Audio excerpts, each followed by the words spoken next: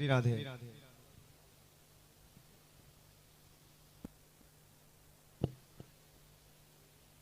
हरिओम श्री राम।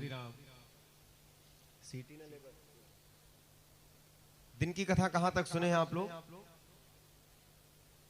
दिन में कितने लोग आए थे कथा सुनने? जरा हाथ उठाए देखें। कितने श्रोता हैं जो दिन में कथा सुने हैं? वाह। तो कथा कहां तक हुई है जरा कोई बताए।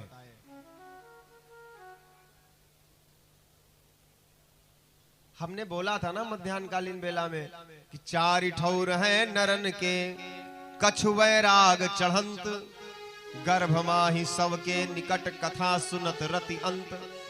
चार जगहों पर मनुष्य को वैराग्य की सवारी हो जाती है। लोगों के मन में, लोगों के दिमाग पर वैराग्य सवार हो जाता है चार जगहों पर। गर्भ में, किसी की अंतिम यात्रा में जब जाते हैं तब, कथा सुनने बैठते हैं तब, और रात में जब पत्नी के साथ हम शयन करते हैं उस समय, जब सोने का समय आता है तब हमारे मन में आता है ये सब मोह माया है, सत हरि भजन जगत सब सपना। लेकिन जैसे ही कथा प्रांगण से बाहर जाते हैं पुनः मोह और माया हमको घेर लेती है चारों तरफ से। आप लोगों का दोष नहीं है, ये कलिकाल कलयुग का दोष है। इस कलिकाल कलयुग में प्रथम बात तो ये कि श्रोताओं की संख्या ही नहीं मिलती है। बाय द वे श्रोताओं की संख्या हो भी जाए या उसकी कोई आवश्यकता नहीं होती है। मैं बताऊं, 2000 मूर्ख श्रोताओं से अच्छे होते हैं 2 अच्छे श्रोता। अगर 2 विद्वान श्रोता बैठे हो जो कथा को सुनते हो, मन में रखते हो, तो हम तो कहते हैं 2000 मूर्खों के अच्छा 2 अच्छे श्रोता मिल जाएं, वही बढ़िया है। कम से कम कथा का मतलब तो समझेंगे कि कथा होती क्या है। आज मध्याह्नकालीन बेला की चर्चा में आप लोगों ने सुना द्रोणाचार्य का पुत्र अश्वत्थामा, जिसने संकल्प किया है, दुर्योधन से कहा कि भाई दुर्योधन, मैं वचन लेता हूं कि कल सवेरे का सूरज उगने से पहले पहले मैं 5 पांडवों के कटे हुए सर लाके तुम्हारे कदमों में डाल दूंगा। आप लोग जानते हो, प्रभु का मान भले टल जाए लेकिन भक्त का मान न टलते देखा। एक तो ब्राह्मण, दूसरे गुरु द्रोणाचार्य का बेटा, उसने संकल्प लिया है, और इतना बड़ा संकल्प कि अगर सवेरे का सूरज उग गया और हम 5 पांडवों के कटे हुए सर ना ला पाए तो हम किसी को दुनिया में मुंह नहीं दिखाएंगे। दुर्योधन बड़ा प्रसन्न हुआ। दुर्योधन को लगा कि अब हमारे 5 दुश्मन मर जाएंगे। मैं मर रहा हूं उसकी कोई दिक्कत नहीं है, लेकिन हमारे 5 दुश्मन जरूर मर जाने चाहिए। परमपिता परमात्मा सब कुछ जानते हैं। भगवान ने सोचा अगर कहीं हम 5 पांडवों को कटने के लिए पंडाल में छोड़ देते हैं, तो मैंने तो वचन लिया है पांडवों से कि महाभारत का विजेता तुमको बनाएंगे, यहां पर राज्य करने का अवसर तुमको देंगे। अगर राज नहीं कर पाए, अगर ये मर गए, तो फिर राज कौन करेगा, शासन कौन करेगा, फिर मेरा वचन टूटेगा। तो भगवान आए हैं 5 पांडवों के पास। 5 पांडवों से कहते हैं कि बहुत दिन से युद्ध करते करते तुम्हारा शरीर थक गया होगा, मन थक गया होगा, चलो थोड़ा मन बहलाने के लिए जंगल की ओर चलते हैं, वन विहार करके आते हैं। 5 पांडवों ने शंका जताई, महाराज वीरों का आसन कभी खाली नहीं होना चाहिए। युद्ध के समय जो वीर होता है अपने आसन को कभी रिक्त नहीं छोड़ता है, उस आसन पे वीर का लेटना आवश्यक होता है। ये युद्ध नियम के अंतर्गत आता है। भगवान श्री कृष्ण ने कहा, हे युधिष्ठिर, पिता के हर स्थान पर, पिता की हर वस्तु पर पुत्र का पूरा हक होता है। देखो, द्रौपदी का विवाह पूर्णतः अर्जुन के साथ में हुआ था, या ये कह लीजिए कि अर्जुन जीत के लाए थे द्रौपदी को। लेकिन 5 पांडवों में कोई चीज बटी तो थी नहीं। तो द्रौपदी जब आई है तो द्रौपदी पर भी पांचों भाइयों का बराबर हिस्सा लगाया माता कुंती ने। कहा कि ये पत्नी है और पांचों भाई मिलके पांचों भाइयों की पत्नी बनके इनको रहना पड़ेगा। प्रभु की कृपा देखिए, जब युधिष्ठिर के पास द्रौपदी गई तो युधिष्ठिर के जैसा युधिष्ठिर के पत्नी द्रौपदी को एक पुत्र होता है जो कि बिल्कुल हूबहू युधिष्ठिर जैसा। जब भीमसेन के पास पहुंची तो भीमसेन ने अपने तेज से एक पुत्र दिया, वो बिल्कुल भीमसेन के जैसा हूबहू। अर्जुन के पास जब पहुंचे द्रौपदी तो अर्जुन के जैसा बिल्कुल हूबहू पुत्र की प्राप्ति होती है। नकुल सहदेव के पास जब पहुंची तो बिल्कुल हूबहू नकुल और सहदेव के जैसे पुत्र की प्राप्ति होती है। पांचों पांडवों के 5 पुत्र, युधिष्ठिर का बेटा युधिष्ठिर के जैसा, भीम का बेटा भीम के जैसा, अर्जुन का बेटा अर्जुन के जैसा, नकुल का बेटा नकुल के जैसा, सहदेव का बेटा सहदेव के जैसा। अब पांचों बेटों को अपने अपने आसन पर लिटा दिया पांचों पांडवों ने, और लिटाने के बाद परमपिता परमात्मा के रथ पर बैठकर वन विहार करने को पांचों पांडव चल पड़े। आधी रात का समय आया। आधी रात के समय वह द्रोणाचार्य का पुत्र अश्वत्थामा हाथ में तलवार लेकर आता है प्रांगण में, और आते ही पंडाल के अंदर अंधेरा होता है। आज के जैसी व्यवस्था तो थी नहीं, जनरेटर लगवा दिया जाए। पहले के जमाने में मसाल जलाई जाती थी। आधी रात के बाद मसाले बुझ जाया करती हैं, और जब मसाले बुझी तो बिल्कुल अंधेरा है प्रांगण में। इनको कुछ समझ में नहीं आया कि मैं कर क्या रहा हूं। तलवार से पांचों पांडवों के पुत्रों के सर काट दिए, और पांचों पुत्रों के सरों को लेकर थाल में सजाकर गमछे से उड़ाकर लेकर पहुंचते हैं दुर्योधन के पास। सवेरे के समय 4 बजे दुर्योधन ने जैसे ही उन पांचों बेटों को कटे हुए सरों को देखा, देखो दुर्योधन है तो पापी, क्रूर व्यक्ति है, लेकिन छोटे छोटे से मासूम बच्चों के जब कटे हुए सर देखता है तो बिलख बिलख कर रोता है और कहता है, अरे ब्राह्मण देवता क्या किया तुमने। हमारे दुश्मन पांडव थे, हमारे दुश्मन ये पुत्र नहीं थे, नन्हे मुन्ने बालक हैं बेचारे, इनको बेकार में मार दिया। कैसे मार दिया इनको? तुमने बिल्कुल भी ध्यान नहीं दिया। अरे कम से कम तुमको मारने से पहले एक बार देखना चाहिए था कि आखिर में मार किसको रहा हो। बहुत बड़ा गुनाह कर दिए हो तुम। अश्वत्थामा ने कहा, द्रोणी ने कहा द्रोणाचार्य के बेटे ने कि भैया अपराध तो हमसे हुआ ही है, लेकिन चिंता की क्या बात है। पांचों पांडवों के बाद यही 5 पुत्र बचते थे, हमने पांचों पुत्रों को मार दिया। पांडवों के बाद जो आने वाली नस्ल ही नहीं पैदा होगी तो चिंता की क्या बात है। नस्लें खत्म, इनके बाद कोई नहीं होगा। दुर्योधन रोता हुआ बिलखता हुआ कोस रहा है अश्वत्थामा को। इधर सवेरा जब हुआ, भगवान श्री कृष्ण कन्हैया अपने मित्रों के साथ पांचों पांडवों के साथ वापस आए।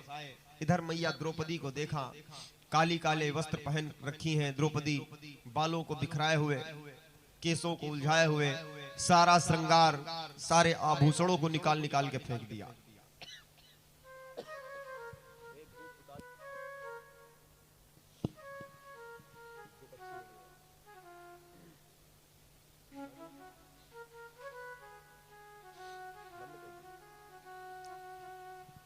द्रौपदी अपने केसों को उलझाए हुए, सारा श्रृंगार मिटाए हुए बिलख रही है, विलाप कर रही है।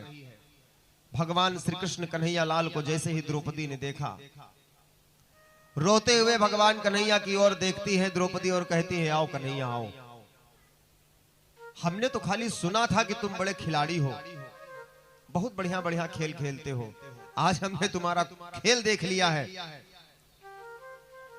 हमें नहीं पता था कि तुम खेलने के लिए अपनी ही बहन का घर उजाड़ दोगे। तुम्हारे लिए खेल होगा किसी को मारना बचाना, हमारी तो पूरी दुनिया उजाड़ दी तुमने। 5 पुत्र थे, 5 के 5 पुत्र तुमने ले लिए हमसे। क्या जानो पुत्र का मोह क्या होता है, क्या जानो माँ की ममता क्या होती है, क्या जानो माँ का दिल क्या होता है, क्या जानो हृदय क्या होता है।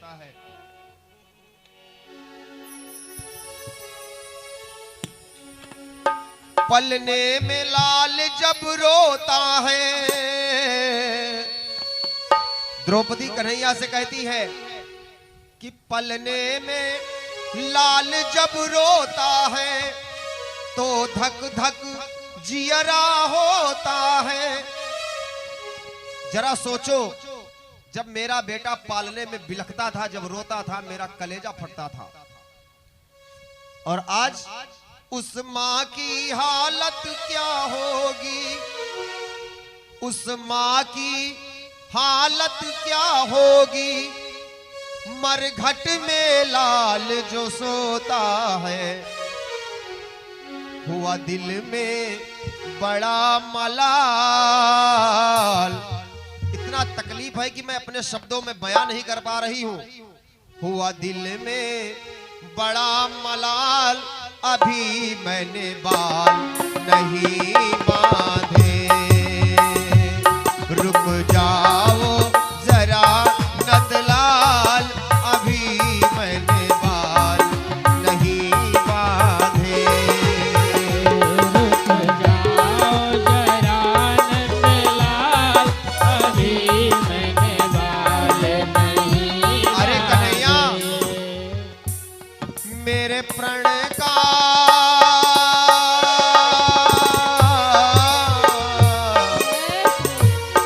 मेरे प्रण का करो ख्याल, मेरे प्रण का करो ख्याल, अभी मैंने बाल नहीं बांधे। रुक जाओ तनिक नंदलाल, अभी मैंने बाल नहीं बांधे। रुक जाओ जरा नंदलाल, अभी मैंने बाल नहीं बांधे।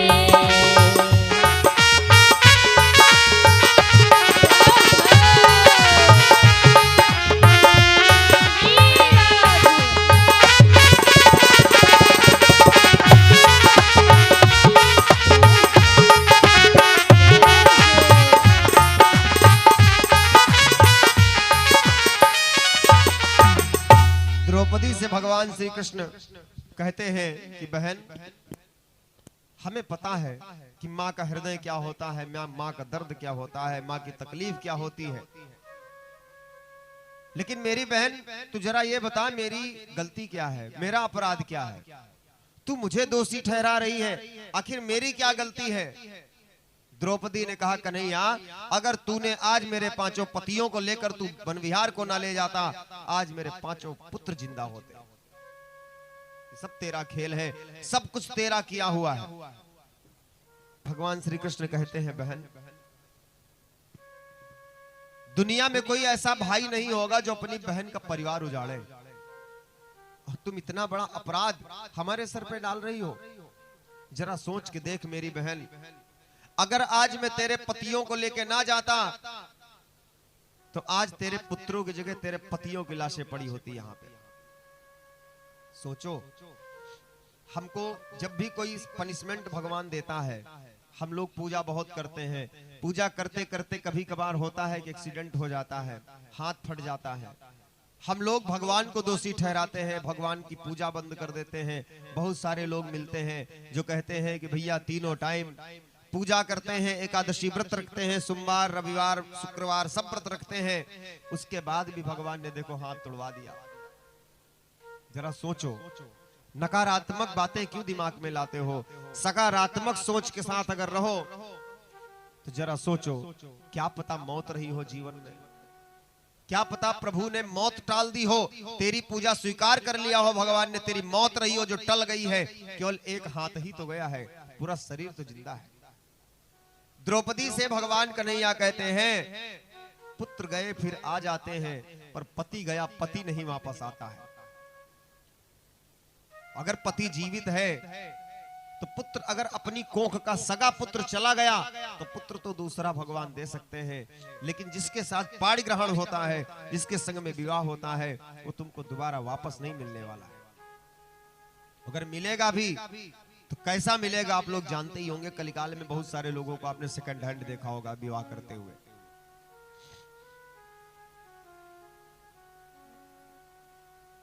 द्रौपदी को बार बार समझाते हैं भगवान, ये जो माँ होती है ना, माँ के जो हृदय का दर्द होता है, इसको कोई पुरुष अपने शब्दों से बयान नहीं कर सकता है।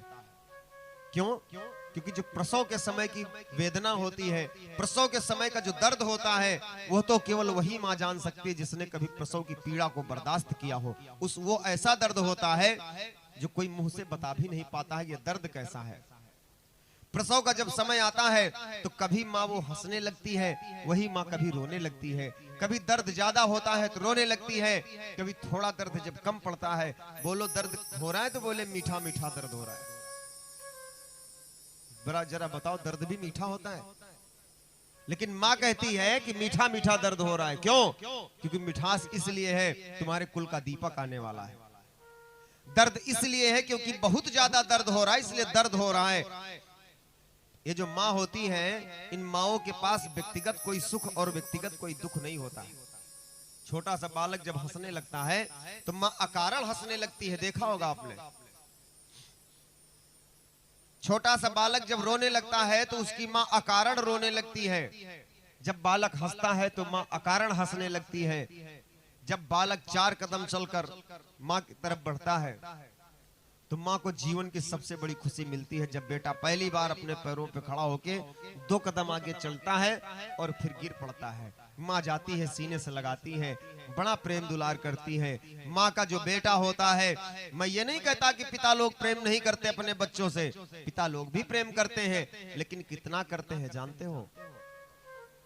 बच्चे की जब बच्चा नहा धो के बढ़िया अच्छे से कपड़े पहन के निकलता है तो पिताजी उसको गोद में ले लेते हैं, हृदय से लगा लेते हैं, ठोकते हैं, चुंबन करते हैं, प्रेम करते हैं। लेकिन वही बच्चा जब बाबूजी ऑफिस जाने को तैयार हो और बच्चा कहीं नाक बहा के आ जावे तो बाबूजी कह देंगे चलो मम्मी से नाक पुछवा के आओ।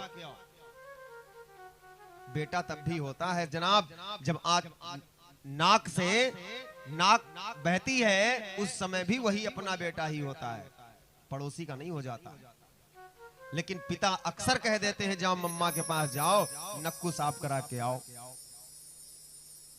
क्या कभी किसी माँ से सुने हो कि जाओ डैडी से नक्कू साफ करा के आओ?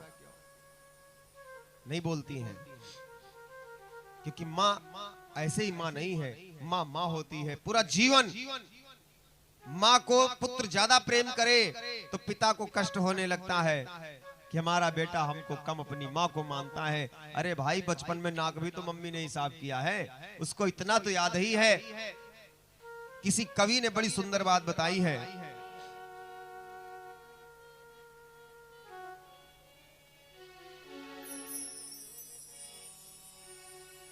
अपना नहीं तुझे सुख दुख कोई। एक माँ का पर्सनल कोई दुख और पर्सनल कोई सुख नहीं होता है, व्यक्तिगत कुछ नहीं होता है।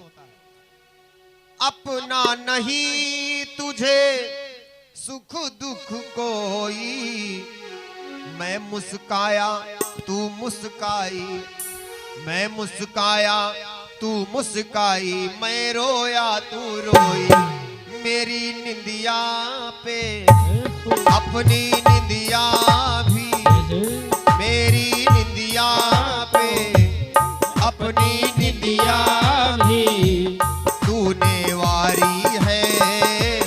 ओ माँ, ओ माँ, ओ माँ, प्यारी माँ, तू कितनी भोली है, तू कितनी अच्छी है, प्यारी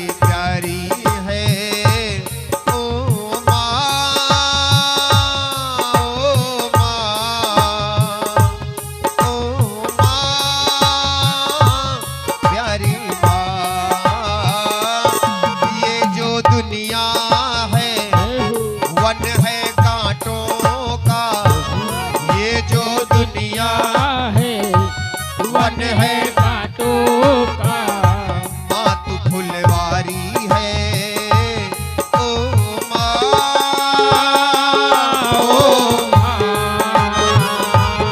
ओ प्यारी और ये दुनिया आदमी मुसाफिर है, आता है जाता है, आते जाते रास्ते में वो यादें छोड़ जाता है। आदमी मुसाफिर है, आता है जाता है,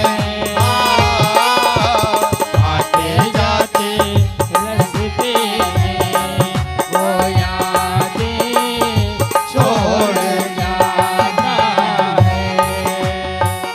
माँ बच्चों की जान होती है, माँ बच्चों की जान होती है, बच्चों के लिए माँ जो होती है जान के बराबर होती है।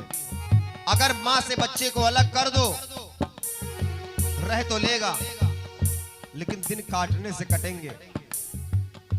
माँ बच्चों की जान होती है, माँ बच्चों की जान होती है, वो होते हैं किस्मत वाले, वो होते हैं किस्मत वाले जिनके माँ होती है, वो होते हैं किस्मत वाले।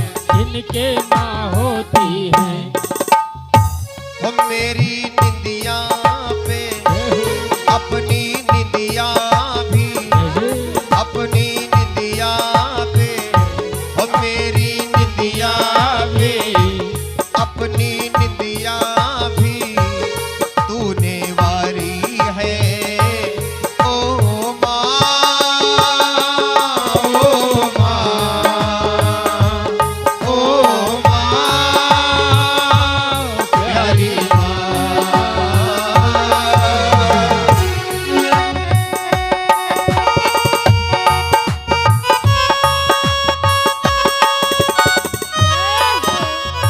जय हो।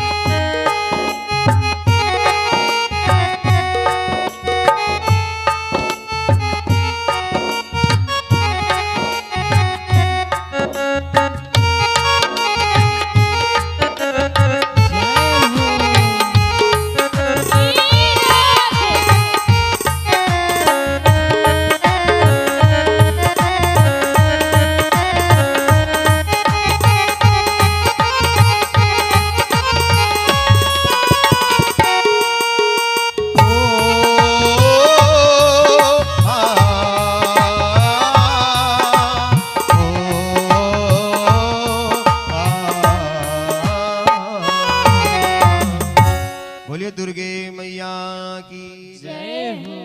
द्रौपदी भगवान श्री कृष्ण कन्हैयालाल से कहती है कि भैया आपको पता नहीं है कि माँ का हृदय कैसा होता है, माँ का दिल कैसा होता है, माँ की तकलीफ क्या होती है। भगवान श्री कृष्ण कहते हैं बहन पुत्र गए वापस आएंगे लेकिन पति गया वापस नहीं आएगा। पुत्र और पति में फर्क क्या होता है मैं बताता हूं। जिन पुत्रों के लिए लोग पूरा जीवन अपने पतियों को सम्मान नहीं कर पाती, देखिए जब माताओं के पुत्र हो जाते हैं तो पति लोगों का और पत्नियों के बीच जो संबंध होते हैं थोड़ा सा प्रेम कम पड़ जाता है। 40% प्रेम बचता है, 60% वो अपने पुत्र की तरफ आसक्त हो जाती हैं। पति को 40% में संतोष करना पड़ता है। अगर कहीं पुत्री भी हो गई तो 25% और निकल गया। मात्र 15% में पतिदेव पूरा जीवन रहते हैं। इसके बाद लेकिन आपको बताऊं, जिन पुत्रों के लिए अपने पति को इग्नोर किया जाता है, अगर पति होते हैं तब तक तो बच्चे ठीक हैं। अगर किसी माँ के पति का साथ छूट गया, किसी के माँ के सर से पति का हाथ हट गया, तो वही बेटे जिनके लिए अपने पतियों को लोग इग्नोर करते हैं, वही बेटे फिर उस माँ को पानी नहीं पूछते हैं। पति जब तक रहता है, महिलाएं श्रृंगार करती हैं, 16 श्रृंगार होते हैं। 16 श्रृंगार में सिर्फ एक श्रृंगार प्रमुख होता है, वो होता है पति परमेश्वर वाला श्रृंगार। केवल पति न रह जाए जीवन में, 16 नहीं, 16 चौको 64 श्रृंगार करवा दो, खाली सिंदूर हटा दो, केवल चूड़ियां हटा दो, केवल पैर की बिछिया हटा दो, फिर बचता ही क्या है। अगर मांग में सिंदूर नहीं है और किसी महिला को श्रृंगार करा के बाहर भेज दो, तो सम्मान नहीं, उसको अपमान मिलेगा। दुनिया वाले उसको गलत कहेंगे, उसको कोई अच्छा नहीं कहेगा। लेकिन मांग में अगर सिंदूर लगा है और श्रृंगार भी किए हुए हैं, तो लोग तारीफें करेंगे, वे फलाने की भौरिया बड़ी सुंदर है।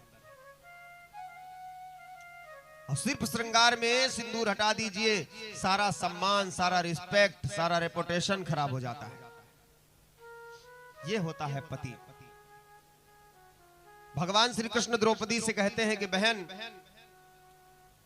जिन पुत्रों के लिए तुम ये बोल रही हो,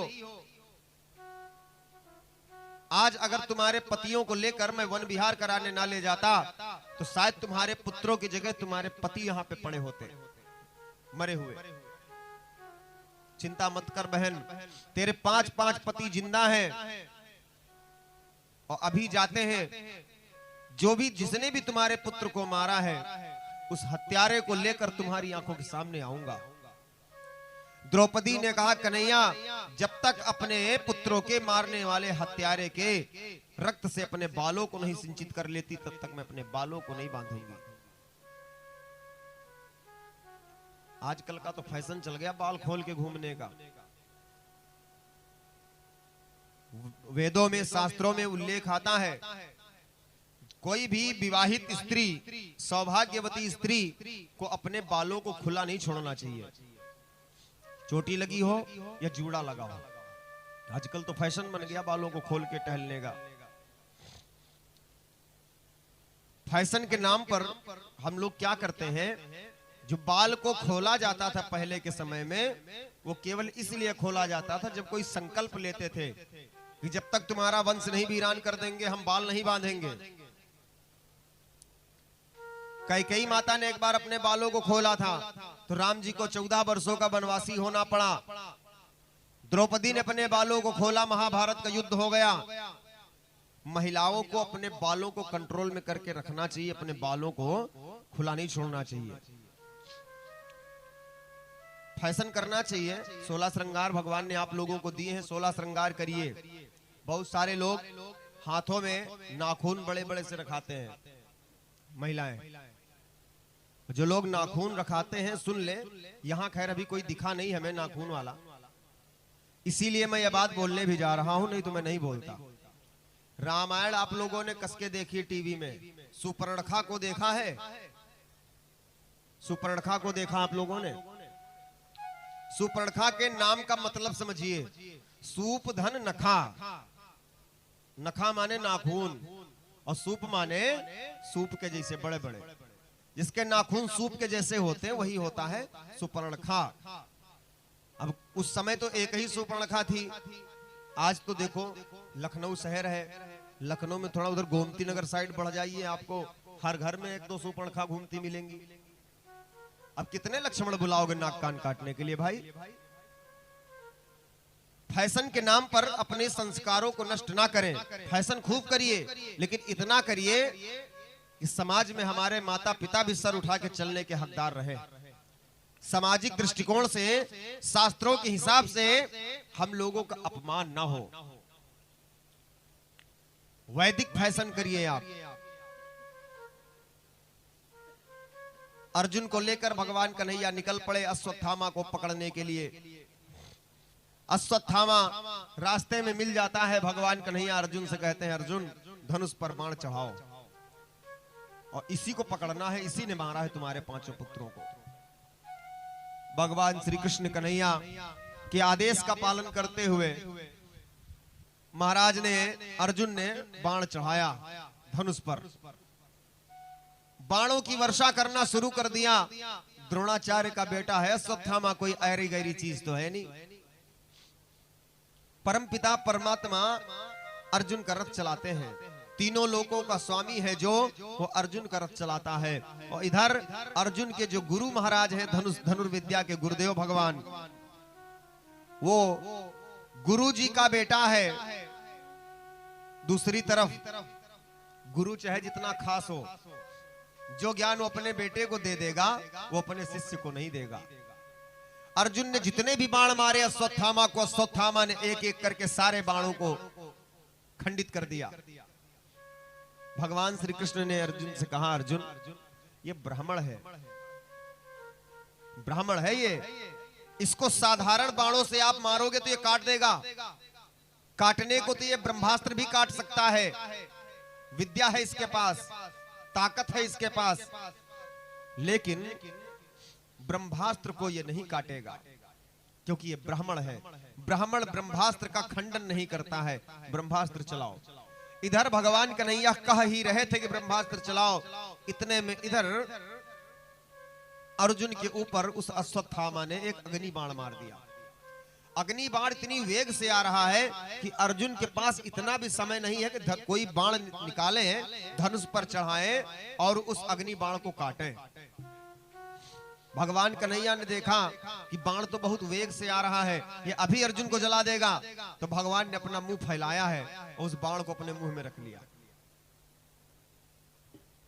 अर्जुन से कहा, भैया मरना चाहते हो तो देर करो, नहीं तो तुरंत मारो, ब्रह्मास्त्र चला दो। ब्रह्मास्त्र को चढ़ाया है धनुष पर। धनुष पर जैसे ही ब्रह्मास्त्र चढ़ाया गया अर्जुन के द्वारा, तीनों लोकों में हाहाकार मच गया। क्योंकि ब्रह्मास्त्र जो होता है, जब बहुत विपदा का समय होता है तभी ब्रह्मास्त्र चलाया जाता है। अर्जुन ने ब्रह्मास्त्र चलाया। अश्वत्थामा हाथ जोड़कर सर झुकाकर स्वीकार कर लिया उस बाण को और उसी ब्रह्मफांस में फंस गया। ब्रह्मफांस में फंसकर अपने रथ के पिछले सिरे से रस्सी को बांधा और बांधने के बाद ठर्राते हुए लेकर आए हैं। भरा हुआ दरबार लगा है, द्रौपदी बैठी हुई हैं बालों को बिखराए हुए। अश्वत्थामा ने सर नीचे किए हुए हैं और तिरछी नजरों से भीड़ को देख रहे हैं। एक से बढ़कर एक बलवान वहां पर भीमसेन जैसे खड़े हैं। भीमसेन हाथ में गदा लिए हुए हैं। गदा को पृथ्वी पर बड़े जोर से पटका, पृथ्वी हाली और पृथ्वी के हिलते ही भीमसेन ने अश्वत्थामा से कहा, बहुत बड़े बहादुर बनते हो, सोते हुए मेरे दुधमुहे बच्चों को मारा है। अरे बड़े बलवान हो तो आओ हमसे दो दो हाथ हो जाए मैदान में। थर थर थर थर कांप रहा है। अर्जुन धनुष और बाण लिए खड़े, कहते हैं बहुत बड़े वीर हो ना, आओ दो दो हाथ हो जाएं। अश्वत्थामा मन ही मन कहता है, अकेले अकेले निपटो तो चाहे जो कोई निपट लो, अब 50 आदमियों में मैं घिरा हूं। बुद्धिमान आदमी का काम क्या है जानते हो? कभी 10-20 लोग घेर लें तो बुद्धिमान आदमी का काम है चुपचाप मूक बधिर होके सुनते रहो, चाहे जितना गाली दे सुन लो। मारे अगर एक आधा हाथ तो मार खा लो, जवाब मत देना, नहीं बहुत मारे जाओगे। थोड़ा बहुत मारेंगे और जब जवाब ही नहीं दोगे तो कितना पागल तो है नहीं। गाली दे सुन लो, डांटे डांट खा लो। बुद्धिमान आदमी का काम है जब घिर जाओ तो साइलेंट होके चुप्पे चले आओ। अगर कहीं वहां पे मूर्खता किए, जरा से तेज आवाज में बोले तो पता नहीं कितने टुकड़े हो जाए वहां। अश्वत्थामा बुद्धिमान है, ब्राह्मण है, वो शांति पूर्वक सुनता रहा। तरह तरह की बातें अर्जुन, भीम, नकुल, सहदेव, युधिष्ठिर सब कर रहे हैं। चारों तरफ देख रहा है, सोच रहा है किसके पास जाए तो हमको माफी मिल जाए। कोई तो नहीं दिखा, द्रौपदी दिख जाती है। अश्वत्थामा ब्राह्मण है, जानता है कि महिलाओं के अंदर क्रोध तो आता है लेकिन दया भी इनके अंदर बहुत ज्यादा होती है। चाहे जितना बड़ा अपराध कर दो, अगर चरणों में सर रखकर झुककर खड़े हो जाओ तो माताएं क्षमा भी बहुत जल्दी कर देती हैं। द्रौपदी के पास में पहुंचा, अश्वत्थामा। अश्वत्थामा हाथ जोड़कर खड़ा हुआ, कहा बहन, अपने जीवन का सबसे बड़ा अपराध मैंने किया है आज रात। आपके 5-5 पुत्रों को मैंने मार दिया, मैं अपराधी हूं आपका। अगर पुत्रों की जान के बदले मेरी जान लेना चाहो तो तुम्हारा हक है, अधिकार है, न्याय है, कोई अन्याय नहीं होगा। लेकिन अगर क्षमा कर दो तो बहन तुम्हारी दया होगी, पूरा जीवन हम तुम्हारा नाम का गुणानुवाद करेंगे और हमें विश्वास है बहन कि तुम न्यायिक फैसला करोगी। द्रौपदी ने भगवान कन्हैया और अर्जुन को बुलाया, कहा सुनिए जरा हमारी बात। अर्जुन आए, हाँ भद्रे बोलो। अर्जुन से कहा महाराज इसको छोड़ दीजिए आप। भगवान कन्हैया ने द्रौपदी से कहा अभी तो तुम कह रही थी कि हम हत्यारे के बाल खून से जो है बालों को सिंचित करेंगे। द्रौपदी ने कहा महाराज, एक जो योद्धा होता है, योद्धा का सर चाहे काट लो और चाहे झुका लो, दोनों सूरतों में मर्यादा सेम होती है। कटे हुए सर में और झुके हुए सर में कोई विशेष फर्क नहीं होता अगर योद्धा वीर है तो। सरकार, पहली बात तो ये ब्राह्मण है, हम क्षत्रिय हैं, हम क्षत्रियों के हाथ से किसी ब्राह्मण का रक्त बहे ये तो दोष है। त्रेता में सुना होगा आप लोगों ने, भगवान श्री राम ने रावण को मारा था। रावण महापापी था, अवश्य पापी था। उसने पराई स्त्री को कुदृष्टि से देखा। सीता के पहले उसने रंभा और उर्वशी को भी अपने महलों में लाके पाल के रखा है थोड़े दिन। गोस्वामी बाबा तुलसीदास जी ने जब रामायण लिखना शुरू किया तो कुछ कुछ जगह पर गोस्वामी बाबा ने ऐसा लिख दिया, उन्होंने कहा कि हम क्या लिखें, हमारे कुछ समझ में ही नहीं आता है। अति विचित्र कही जात सुनाही, मंदिर मंदिर प्रतिकर शोधा, देखे जहां तह अगणित जोधा, गयौ दशानन मंदिर माही। और मंदिर में मतलब दशानन के जब घर में हनुमान जी गए तो गोस्वामी बाबा कहते हैं कि अति विचित्र कही जात सुनाही। ऐसा विचित्रता है वहां पे कि महाराज हम अपनी कलम से लिख भी नहीं सकते क्योंकि मर्यादित ग्रंथ है, वहां कुछ अमर्यादित घट रहा था। इसलिए गोस्वामी बाबा ने लिखा कि अति विचित्र कही जात सुनाई, मैं लिख भी नहीं सकता हूं कि वहां पे हो क्या रहा होगा। राम ने रावण को मारा तो राम जी जब लौट के आए तो इनकी हथेली में कुछ बाल उगाए थे। किसी के हथेली में बाल कभी देखा है? राजा रामचंद्र जी के हथेली में कुछ बाल यहाँ पे उगे थे। ये आप लोगों को कान्यकुब्ज वंशावली की एक पुस्तक आती है, ब्राह्मणों के पास होती है अक्सर, उसमें यह कथानक आता है, मैंने वहीं से पढ़ा है। तो राम जी की हथेली में जब कुछ बाल जगे तो वशिष्ठ जी से निवेदन किया राम जी ने कि प्रभु हमारे हाथों में हथेली में बाल क्यों जगे हैं? तो वशिष्ठ जी ने बताया कि राजन, तुमने ब्राह्मण को मारा है, इसलिए ब्रह्म हत्या का ये दोष जो लगा है वो आपके हथेली में लगा है। ये जो बाल है ये ब्रह्म हत्या के दोष के कारण से है। राम जी ने कहा महाराज इसका निवारण कैसे होगा, ये बाल कैसे खत्म होंगे यहाँ से? तो वशिष्ठ जी ने कहा संपूर्ण भारत के जितने भी विप्र हैं, जितने भी ब्राह्मण हैं, सबको बुलाकर भोजन कराओ और दक्षिणा दो, खुश करके भेज दो, ये दोष मिट जाएगा। पूरे देश में बुलवा हुआ ब्राह्मणों का। तो कुछ लोग तो गए और कुछ लोग थे अकड़ू। अकड़ू लोग नहीं गए वहां पे भोजन करने। अकड़ू लोग मतलब कुछ लोगों को देखे, जैसे भी एक विकास दुबे मारा गया कानपुर में, तो विकास दुबे के मरने के बाद कुछ ब्राह्मणों ने कहा कि अच्छा हुआ, पापी था मारा गया, लेकिन कुछ ने कहा मारा तो गया लेकिन गलत तरीके से मारा गया, उसको न्याय होना चाहिए था, उसको न्यायालय में जजमेंट होना चाहिए था। तो बस उसी तरह के रावण वंशी जो थे उन्होंने कहा कि राम ने मारा है रावण को, हम इनके घर का पानी तक नहीं पिएंगे। नहीं गए अकड़ू ब्राह्मण। और जो अकड़ू नहीं थे, जो चाटुकार थे, जो डरपोक किस्म के थे, वो राम जी के दरबार में गए, कहा हाँ सरकार आए हैं। तो राम जी ने आधे ब्राह्मणों को भोजन कराया और भोजन कराया, सरयू के उस पार का जितना एरिया था सब एरिया बैनामा कर दिया। कहा जाओ तुम सब लोग सरयू के उस पार के राजा हो। तो सरयू पारी ब्राह्मण का जन्म वहीं से होता है। और जो नहीं गए थे वो कान्यकुब्ज ब्राह्मण कहलाए। फिर कान्यकुब्ज में आप लोग सब जानते ही होंगे, ब्राह्मणों की बस्ती है, ब्राह्मण भी है यहाँ पे, सब लोग कुलों को तो जानते होंगे, कौन कितने बिसुआ का बिगहा का फिर सिस्टम बटा जैसे भी था। तो द्रौपदी ने कहा कि अश्वत्थामा है ब्राह्मण, हम हैं क्षत्रिय, अगर हम क्षत्रिय होकर उस विप्र को मारते हैं तो हमें ब्रह्म हत्या का दोष लगता है। दूसरी बात, हमारे गुरु का बेटा है, हमारे पति के गुरु का पुत्र है, और गुरु का पुत्र गुरु के समान होता है, उसको कैसे हम लोग मार सकते हैं। तीसरी बात, वो भी एक माँ का बेटा है। आज जैसे मैं बिलख रही हूं, आज जैसे मैं रो रही हूं अपने पुत्रों के लिए, कल को हमारी गुरुमाता भी रोएंगी। तो महाराज इसको जाने दीजिए। वैसे भी झुके हुए सर में कटे हुए सिर में कोई फर्क है नहीं, अश्वत्थामा को छोड़ दीजिए। भगवान कन्हैया जय जयकार करने लगे बहन द्रौपदी की कि धन्य हो बहना, धन्य हो। अश्वत्थामा झुकी हुई नजरों से देख रहा है सबको। अर्जुन के एक पुत्र थे जिनका नाम था अभिमन्यु। अभिमन्यु की पत्नी का नाम था उत्तरा। उत्तरा देवी खड़ी हैं सफेद साड़ी में, क्योंकि अभिमन्यु तो मारे जा चुके हैं, लेकिन अभिमन्यु की निशानी उनके पेट में पल रही है। उत्तरा देवी के पेट में बालक पल रहा है, इसकी खबर हो जाती है अश्वत्थामा को। अश्वत्थामा ने अपने मन में सोचा कि पांडवों का पूरा वंश तो मैंने वीरान कर दिया, यही एक बालक है जो पेट में पल रहा है, इसको भी निपटा दे तब छुट्टी मिल जावे। तो अश्वत्थामा वहां से जिंदा लौटा है, उठाया धनुष बाण, वही अग्नि बाण जो अर्जुन पे चलाया था उसको तो कन्हैया ने खा लिया, वही बाण फिर से उठाया, अब की बार उत्तरा देवी के उदर में मार दिया।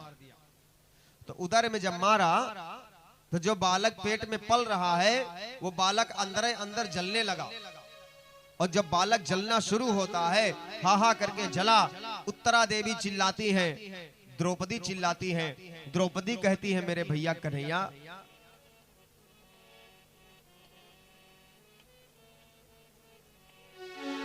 गिरधारी रे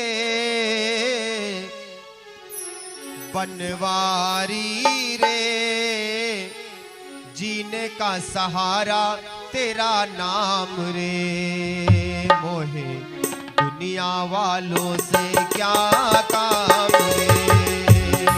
गिरधारी रे जीने का सहारा तेरा नाम रे, मोहे दुनिया वालों से क्या काम रे। बनवारी रे जीने का सहारा तेरा नाम रे, दुनिया वालों से क्या काम रे। बनवारी रे जीने का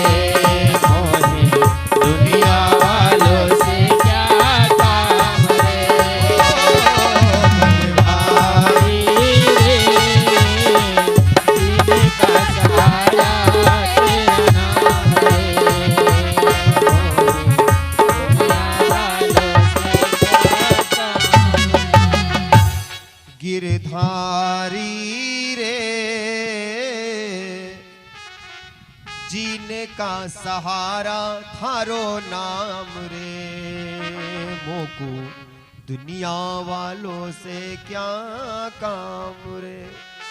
द्रौपदी बिलख बिलख कर रोती है अपनी बहू उत्तरा देवी के दर्द को, दुख को देखकर। भगवान श्री कृष्ण कन्हैया आए हैं, अपनी बहन द्रौपदी से पूछते हैं, बहन क्या हुआ? उत्तरा देवी की तरफ उंगली करती हैं द्रौपदी, और इतना इशारा करते ही बेहोश हो जाती हैं माता द्रौपदी। पहुंचे हैं उत्तरा देवी के पास।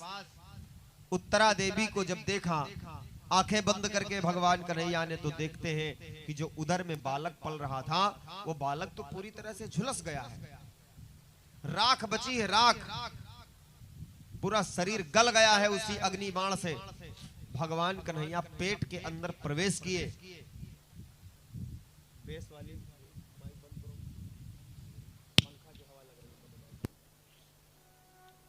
भगवान श्री कृष्ण उदर में प्रवेश किए, पेट में।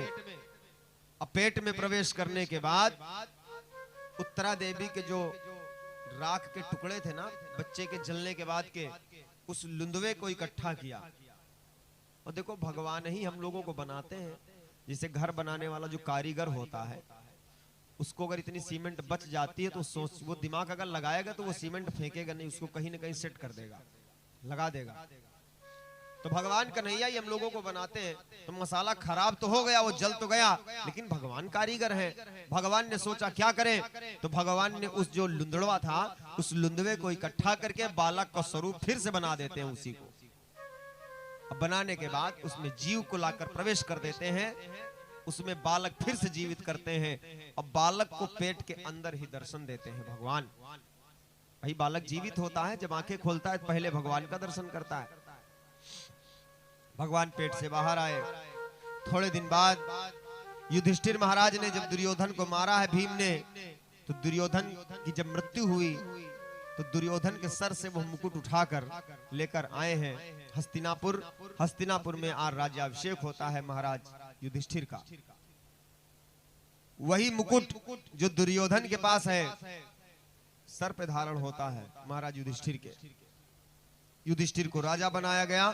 थोड़े दिन के पश्चात देवी उत्तरा के पेट से एक सुंदर से बालक की प्राप्ति होती है। उस बालक का नाम आचार्य लोगों ने रखा है परीक्षित। बोले परीक्षित जी महाराज की जय। आप लोग कथाएं सुनते हैं, कथा में अक्सर लोग प्रश्न कर दिया करते हैं, कलिकाल कलयुग में सबसे पहली भागवत किसने सुना और किसने सुनाया? कलिकाल कलयुग में सबसे पहली भागवत किसने सुना और सबसे पहली भागवत किसने सुनाया? तो ये कलिकाल कलयुग अभी नहीं है, अभी ये द्वापर चल रहा है। अभी कलयुग आएगा थोड़ी देर बाद।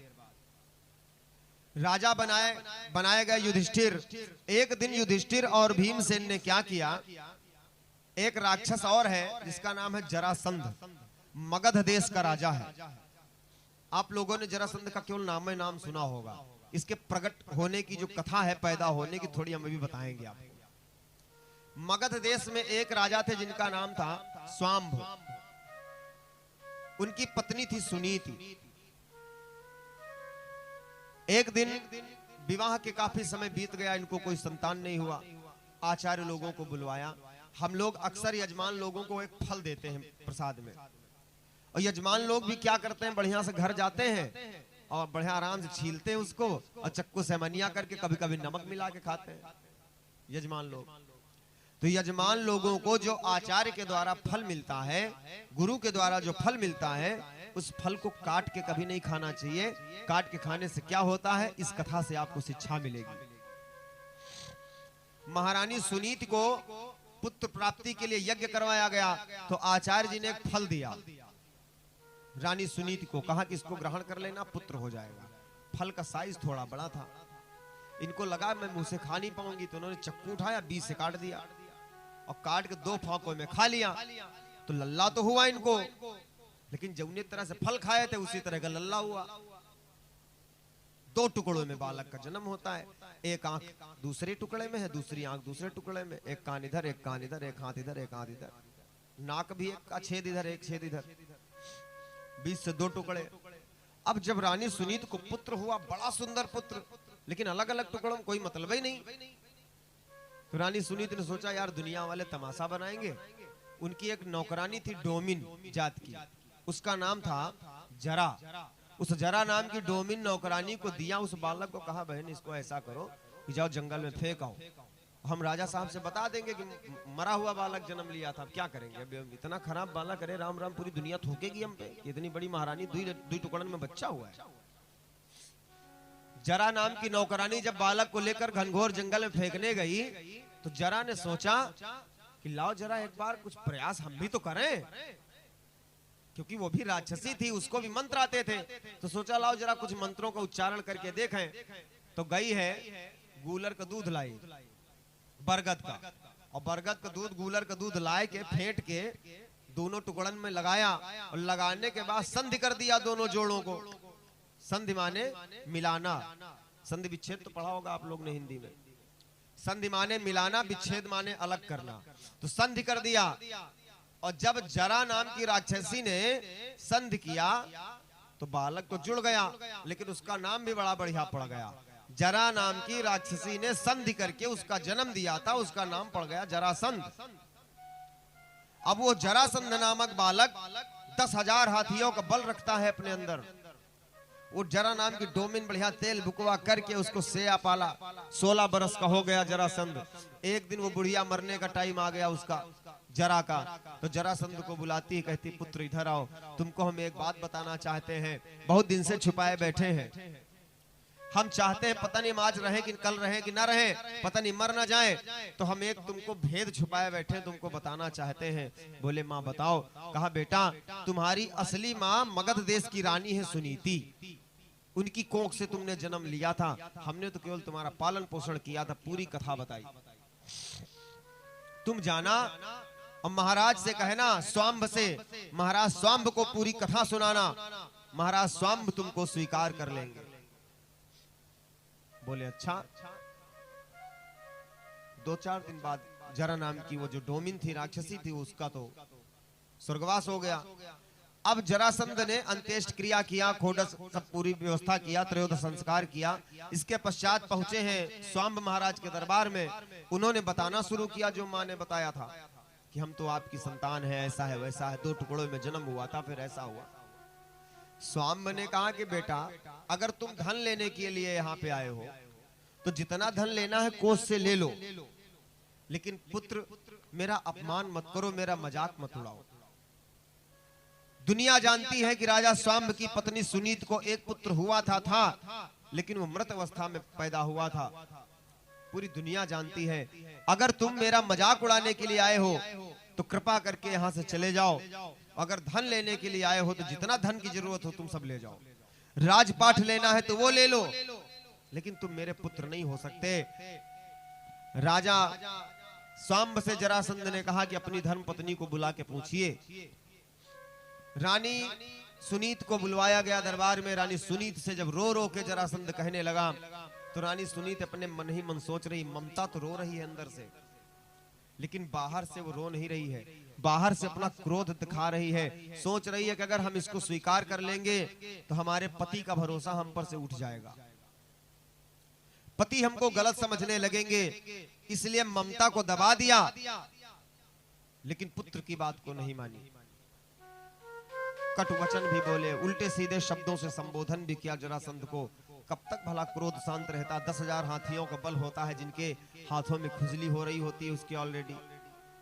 जिसको थोड़ी सी ज्यादा ताकत भगवान स्पेशल दे देते हैं, भला वो किसी की बात सुनेगा?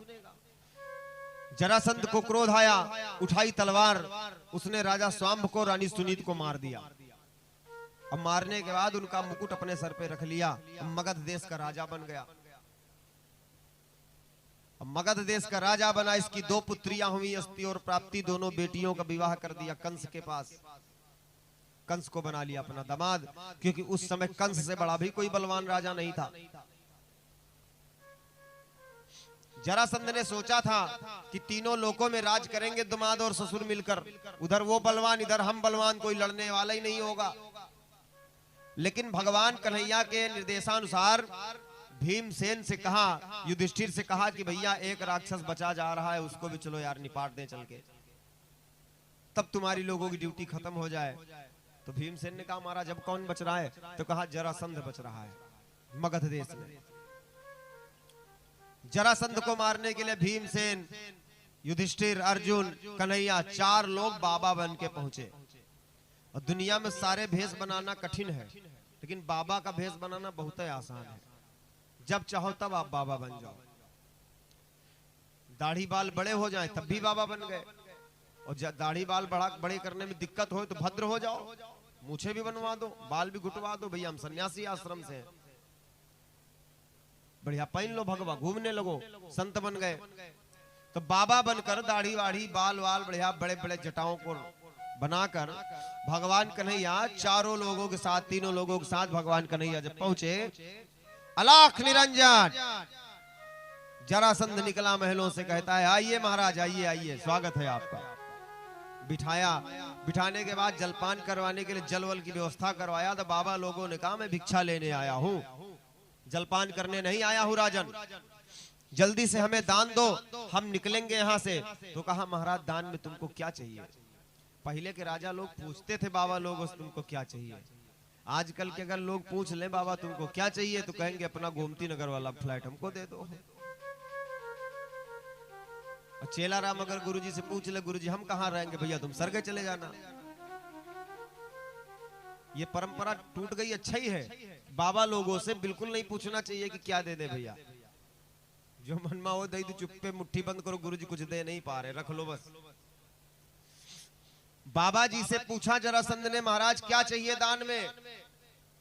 तो भीमसेन ने थोड़ा विनम्रता से कहा कि राजन हमने सुना है तुम बहुत बड़े बलवान हो, हमको युद्ध दान चाहिए आपसे। हमसे कोई युद्ध नहीं करता, हम साधु है ना, इसलिए हमसे कोई लड़ता नहीं है। तो मेरे भैया मैं तुमसे लड़ना चाहता हूँ। सुना है तुम गदाधारी बहुत अच्छे हो, गदा बहुत अच्छा चलाते हो, तो हम तुमसे गदा युद्ध करना चाहते हैं, जरासंध से कहा भीमसेन ने। तो जरासंध ने कहा महाराज आप साधु संत हैं, आप हमसे क्या लड़ेंगे? महाराज 10,000 हाथियों का बल इन भुजाओं में है, फालतू काहे अपने हाथ पैर तोड़वाने के लिए आए हो? आपसे तो हमारा सेनापति लड़ लेगा। भीमसेन हंसते हैं, जरासंध से कहते हैं तू कायर है, तुझे लग रहा है कि तू मर जाएगा मेरे हाथों, इसलिए तू कायरता दिखा रहा है। अरे जरासंध, अपने शत्रु को कभी भी कमजोर नहीं समझना चाहिए, और जिसने अपने दुश्मन को कमजोर समझा उसकी खटिया बहुत जल्दी खड़ी हो जाती है। पहले लड़िए, फिर देखिए कौन कितने पानी में है।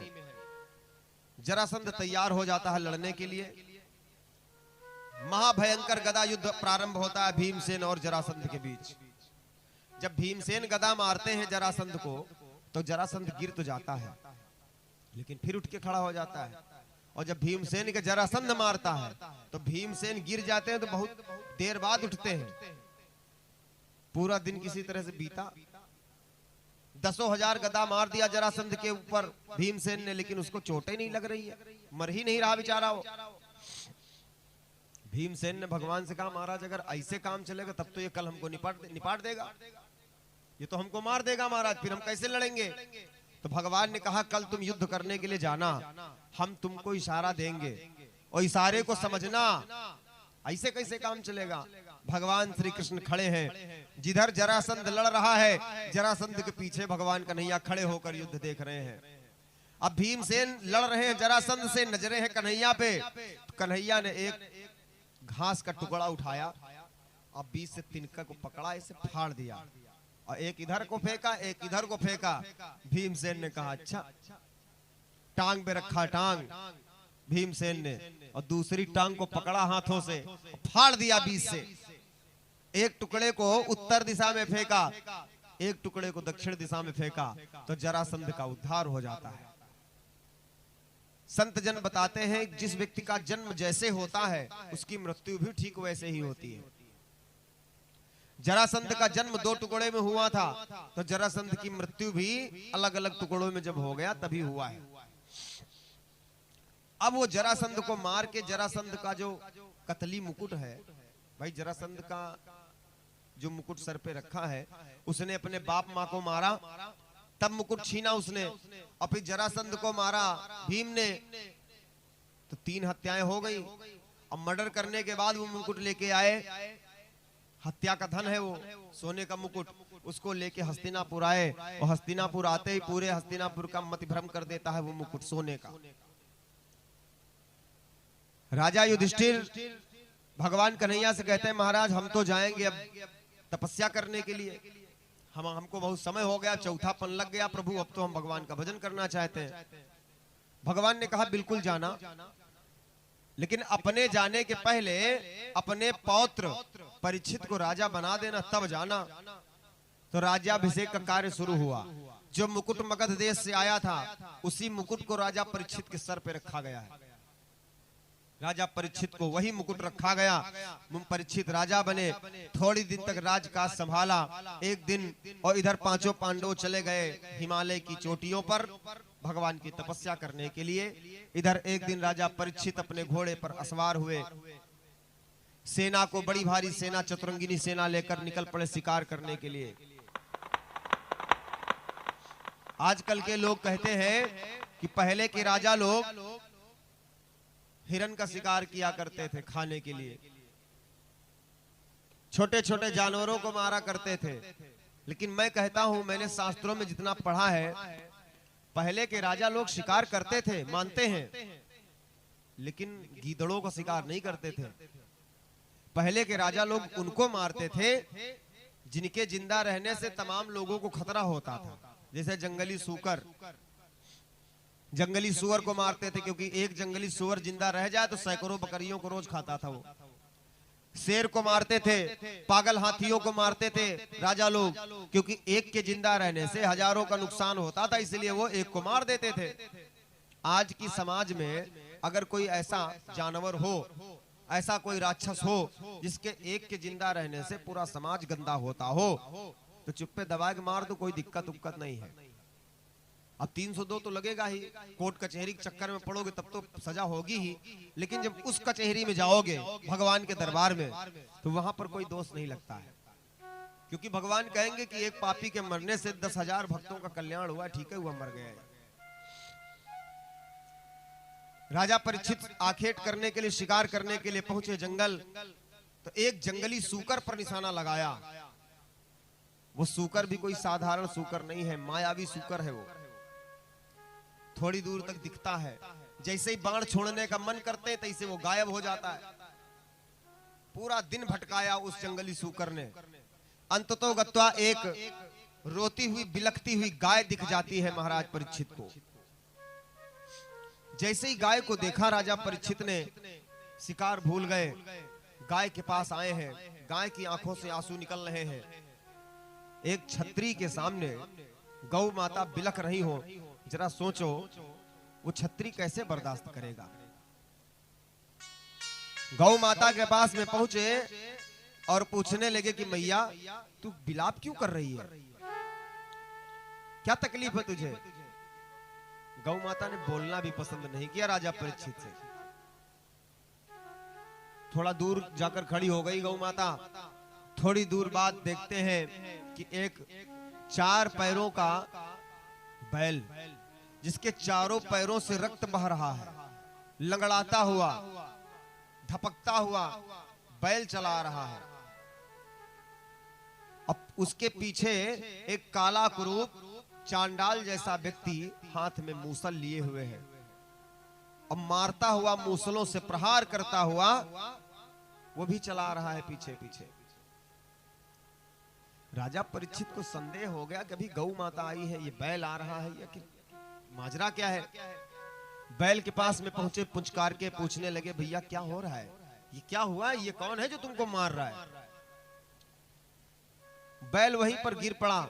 गौ माता आई है प्रेम से राजा परीक्षित से, एक स्त्री की आवाज में, बिल्कुल स्त्रियों के स्वर में बोल पड़ी कि राजन ये जो बैल है ना, बैल वैल नहीं है, ये धर्म है, और जो मार रहा है ये कोई ऐरा गैरा नहीं है, ये कलिकाल कलयुग है जो मार रहा है धर्म को। मैं भी गाय वाय नहीं हूं, मैं हूं पृथ्वी, और जब पृथ्वी पर धर्म ही नहीं रहेगा तो पृथ्वी भला यहाँ पे रुक के करेगी क्या, इसलिए मैं भगी जा रही हूँ। राजा परीक्षित ने कहा मैया, जब तक इस धरा पर, जब तक इस भूमि पर क्षत्रियों का रक्त रहेगा, क्षत्रियों का वंश रहेगा, तब तक यहाँ पर गौहत्या नहीं हो पाएगी। मैं गौहत्या बंद करवाऊंगा। और ये जो कलयुग बधिक है, इस बधिक को अभी के अभी सजा मैं दूंगा। निकाला तलवार और झपटे तलवार लेकर कलयुग की तरफ मारने के लिए।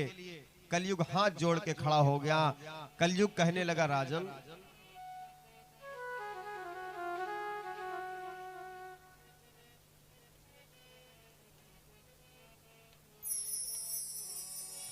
हमको मारो न राजन। अरे राजन, कलयुग कहता है हमको मारो न राजन, दया करिए हमको मारो न राजन, दया करिए हमको मारो न राजन, दया करिए हमको मारो न राजन,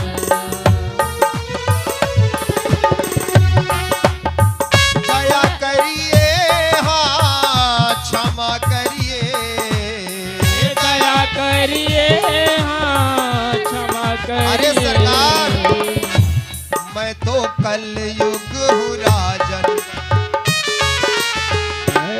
मैं तो कलयुग हूँ राजन, दया करिए हमको मारो न राजन, दया करिए हमको मारो न राजन।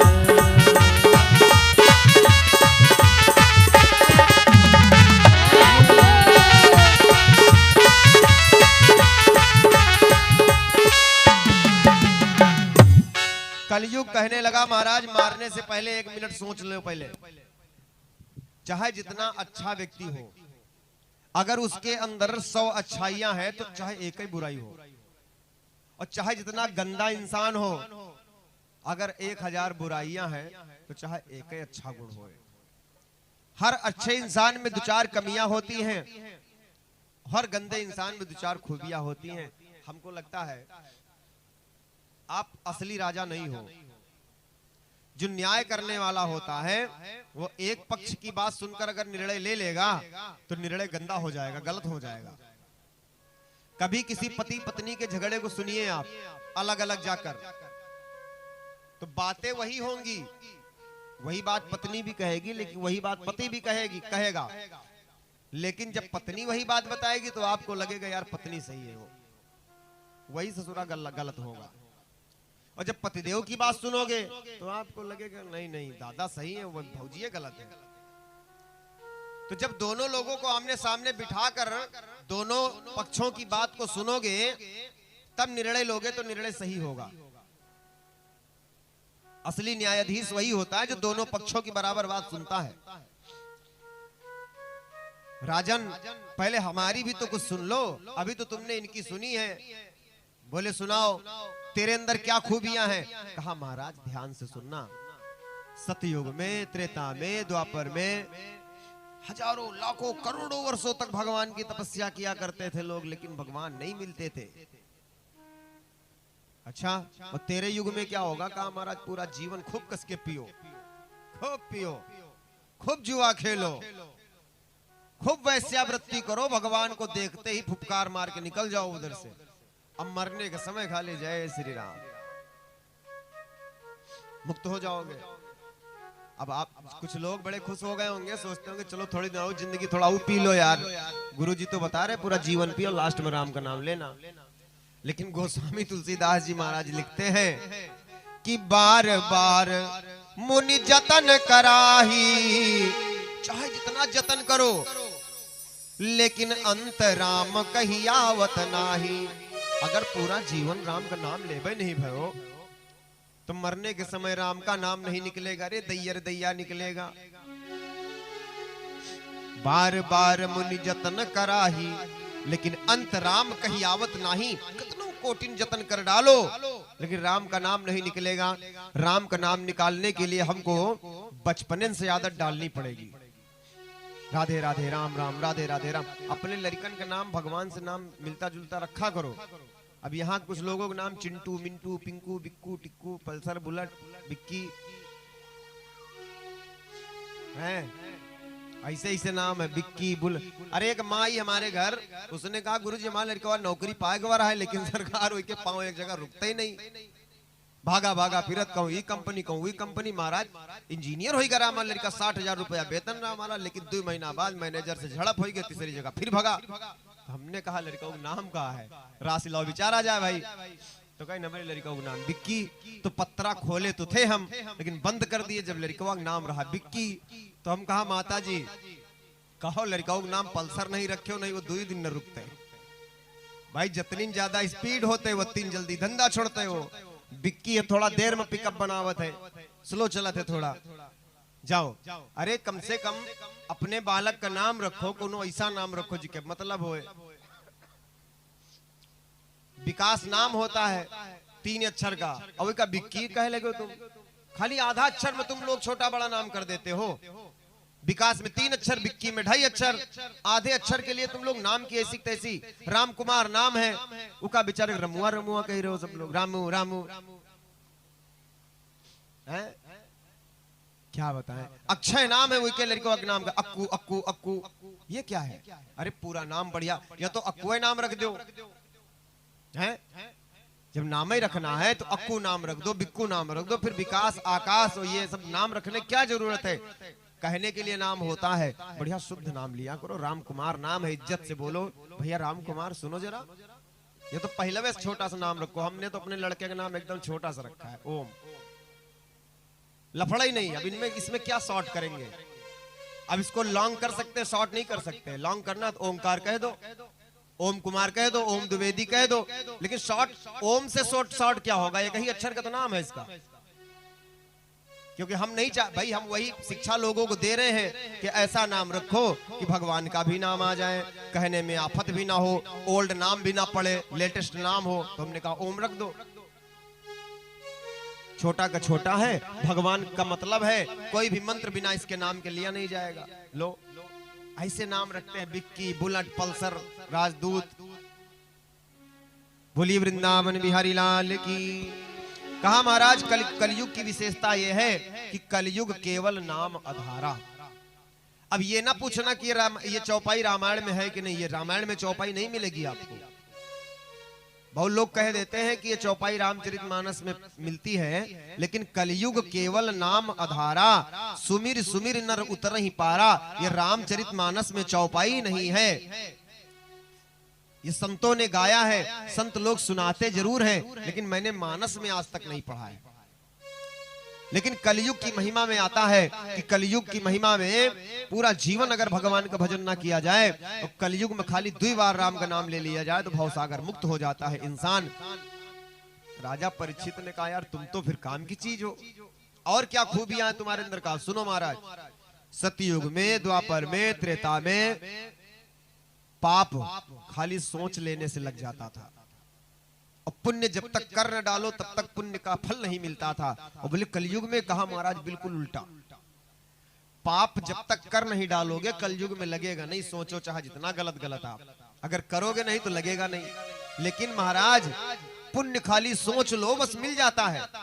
मान लिया आपने सोचा कि इस मंदिर को हम पूरा डबल मंजिल का बनवाएंगे, सोच लो बाय द वे, सोचा कि मैं मंदिर का जीर्णोद्धार करवाएंगे, बड़ा सा बनवाएंगे, संगमरमर लगवाएंगे।